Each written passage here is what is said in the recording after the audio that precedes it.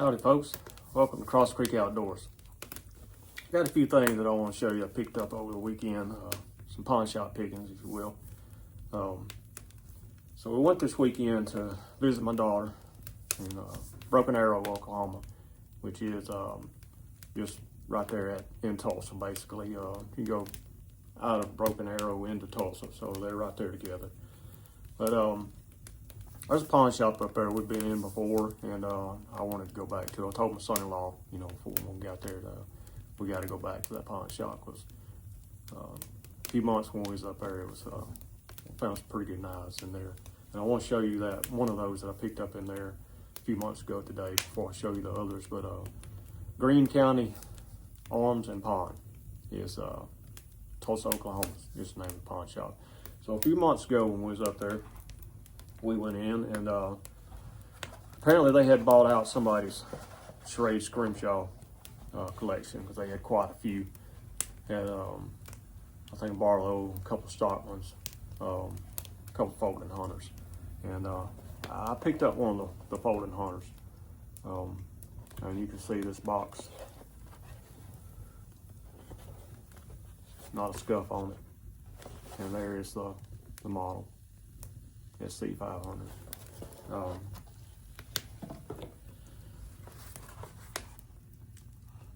This is one of the two Folding Hunters they had that day. And as you can see, this sheath is, I don't know, may have a scuff on it now, but it's ever been on a belt. I'm pretty sure it hasn't. This knife has never been towed, for sure.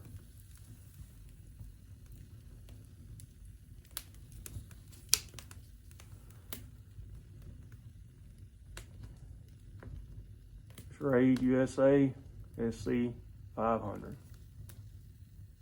Not a scratch.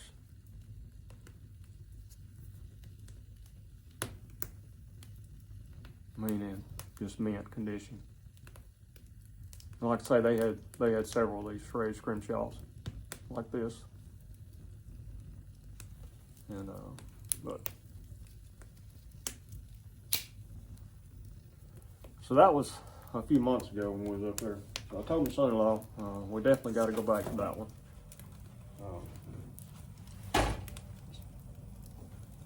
He fixed this before it gets too hot on you.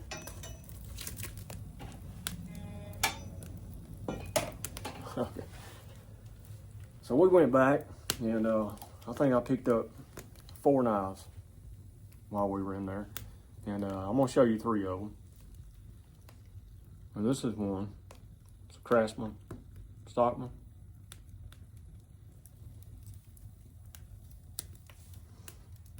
And I think that is the 9566 pattern.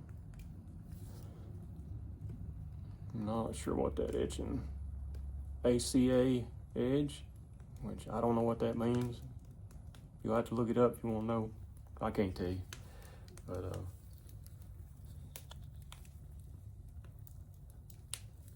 yeah, this thing, it was tarnished. The bolsters and all was tarnished on it, and that brass shield was tarnished. But I cleaned it up a little bit, put some case paste on it, and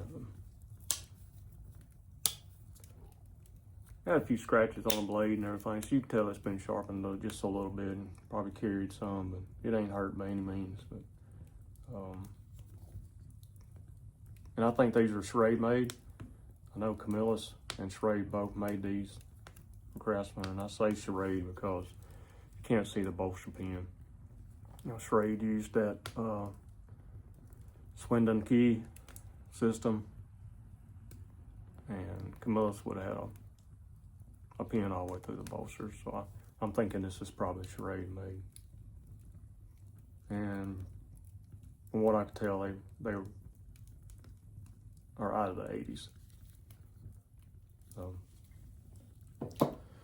the next one, I'm pretty sure, 100% sure, this is Schrade made.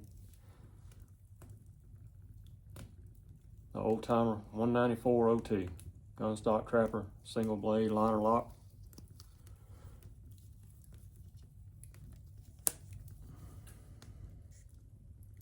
and I don't think that this blade has been sharpened.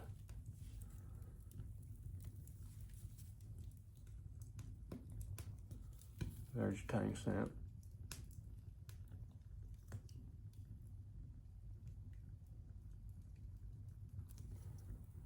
But this knife's in really good shape. You know, these aren't hard to find, but when you find them in this condition, you're gonna have to pay for them. I mean, they're going on eBay for $50, $60, $70, sometimes more. And I can't really tell you what I paid for these knives individually, because I kind of got them as a package deal, all 4 of them in kind of a bundle. So, yep. 194.02. The last one I want to show you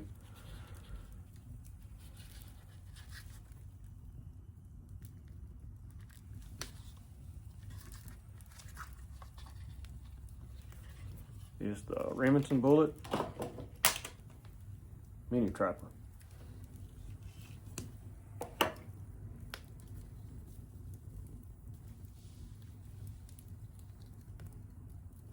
If I can get the blades open on it.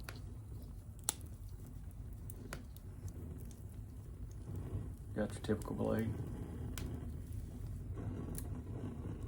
See that tang stamp there? Maybe.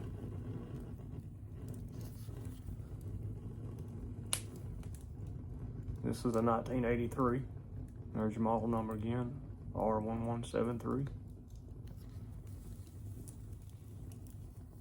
Complete with half stops.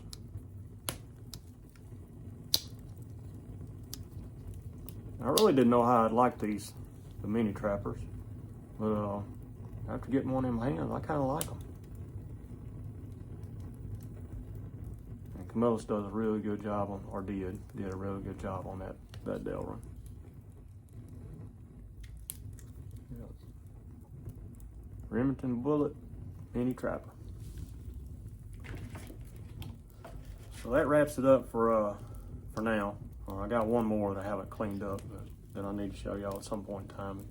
But that's all from a Green Country Arms and Pawn in Tulsa, Oklahoma. If you're ever up that way, go by there because they got some good ones. They usually keep a pretty good selection of knives in there from what I could tell. But something else I picked up over the weekend, something I've looked at for several years now and just haven't wanted to pay the price for them because they can get kind of expensive on the secondary market. Is the Colt Woodsman semi-auto 22 long rifle.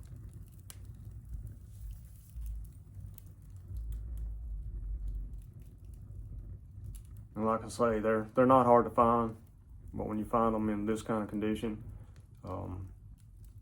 especially on somewhere like Gunbroker or somewhere like that, you're going to pay for them. Because I've seen them going from $700 to $800 up to $900 in good condition. When I first saw this gun, and the guy didn't have a bad price on it at all, I looked at it and I kind of passed on it. I didn't know if I wanted to get on that right now, but the more I thought about it, and as many times as I've looked at these on Gunbroker and places like that, I just had to go back and talk to him again about it, and we worked out a deal. Like I say, he wasn't trying to beat you up on the price. He had a pretty good price on it. So, yeah. From what I found out on from Colt's website, this gun, particular pistol, was made either in 68, 69, or 73.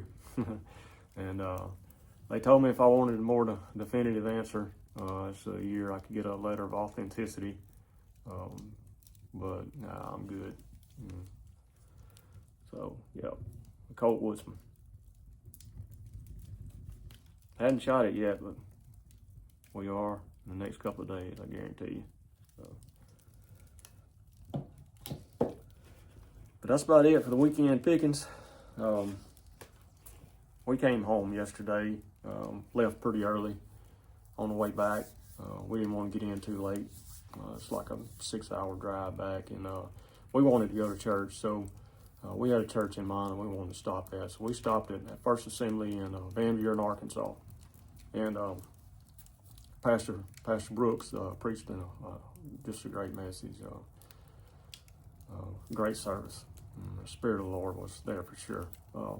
I wanted to share a little excerpt from his message, just a statement that he made, and that was, blessings follow obedience. Blessings follow obedience of God. And I want to read a passage of scripture.